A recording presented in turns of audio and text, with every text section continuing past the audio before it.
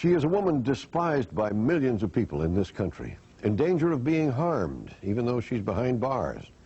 Tonight, a revealing interview with the woman who killed Selena. You may remember that thousands of fans gathered in the streets to mourn the death of this vibrant young Hispanic singer, a rising star in the music world. And many still wonder, why did she die? Selena wanted to become a household name, and earlier this year, in a most tragic incident, she got her wish. Selena died at the hands of her trusted friend, the woman you will meet now. What happened that day? Was Selena the victim of a woman obsessed? Only one person knows for sure. Deborah Roberts brings you her story. 35-year-old Yolanda Saldivar is beginning a life behind bars. 2 months ago, a jury found her guilty of first-degree murder of Mexican-American singing sensation Selena. She was given a life sentence. That's 30 years before a chance of parole. Saldivar will spend those years in a Texas women's prison under heavy guard, isolated from other inmates who may want revenge against her.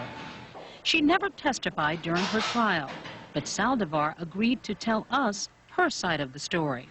We hope to make some sense of a killing that has wounded and bewildered Selena's family and fans. They have made me out to be a monster. I just want to say, I did not kill Selena. It was an accident.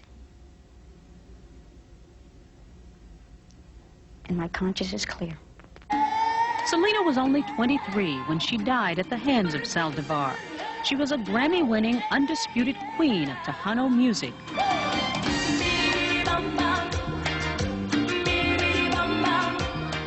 A lively mix of European sounds and Mexican salsa that was rapidly crossing into the mainstream because of Selena's popularity. The spirited young singer began her career as a child, performing in the family band formed by her father, himself a singer in his youth. Selena's flashy style and powerful vocals lifted her family out of poverty. In the last year of her life, she was a millionaire who was on the verge of a crossover career. And Yolanda Saldivar thought so too. She sought out Selena in 1991 in the family's hometown of Corpus Christi, offering to form a fan club. Soon, she was always at the singer's side, even quitting her nursing job to work full-time for Selena and run her new boutique business. She was like a cuddling bear, teddy bear, that she would allow you to love her. I told her that I loved her like a daughter. And she goes, you know, I give you that right. She would call me Mom on the phone. She called you Mom? Yeah, she says, hi Mom, how you doing? Selena's parents questioned whether their daughter called Saldivar Mom, but says she was close to the family until early this year. That's when Abraham Quintanilla, Selena's father and business manager, says he discovered forged checks and other evidence that Saldivar was embezzling money from both the fan club and the boutiques. In March, both he and Selena confronted Saldivar. My last words to her was that I was going to go to the police to see what we could do, you know, to charge her with something. She was stealing money. And this triggered the woman. That day, March 9th, he says Saldivar left town with Selena's business records. 4 days later, she bought a gun. On March 31st, Saldivar returned to Corpus Christi and asked Selena to meet her at the Days Inn motel. She told her to come alone. The two women argued, and suddenly there was a gunshot. An injured and hysterical Selena raced from the motel room to the lobby, where she collapsed. And that shot caused Selena to bleed to death. As she was running toward the lobby, she just bled to death. Prosecutor Carlos Valdez pieced together a motive. The defendant had wrapped up her whole life around Selena Quintanilla-Perez. Her whole world was walking out the door, and she wouldn't stand for it, so she shot her. Let's keep her alive and enjoy her music. The grief-stricken Mexican-American community mourned Selena as an idolized daughter or sister. Thousands turned out for a candlelight vigil, saying goodbye to a shining young role model who never forgot her roots. The one thing no one disputes is what ultimately happened here at the Days Inn in room 158. It was Yolanda Saldivar who fired the single gunshot that killed the young singer. But why the shooting happened is still the subject of intense speculation weeks after the jury's conviction. The prosecution contends it was a case of cold-blooded murder committed by an obsessed fan out for revenge. But Saldivar insists it was all a tragic accident, a story she still stands by today. What happened that morning when Selena arrived? Did she say she wanted to fire you? Never. She never told me that. I was telling her to leave. And I said, it's over, Selena. It's over. I can't work for you no more. I can't work for you no more.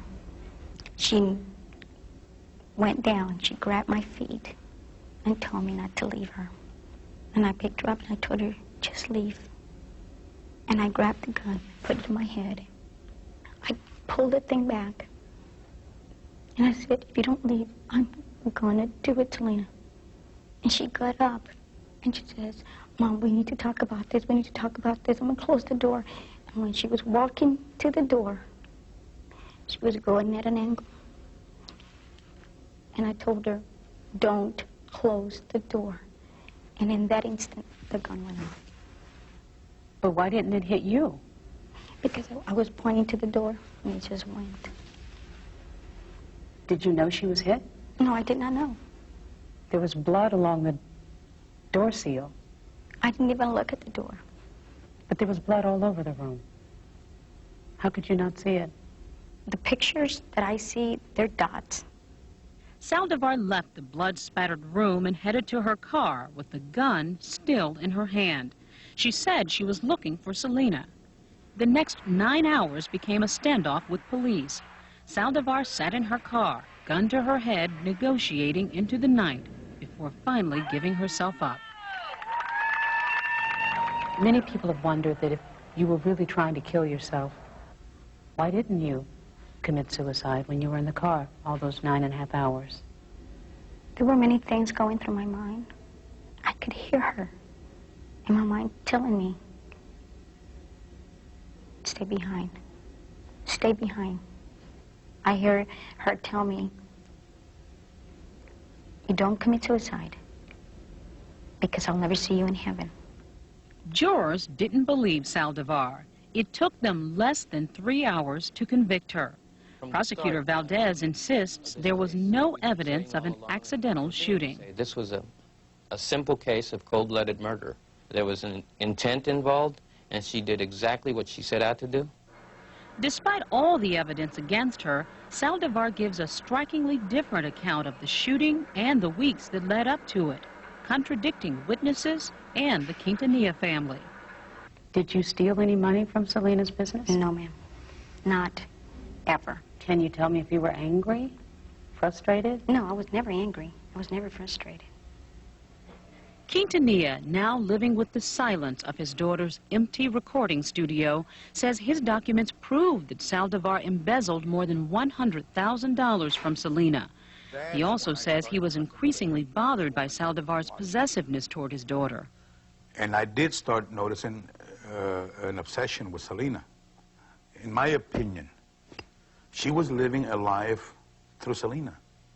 Here you have a person that's nowhere in life.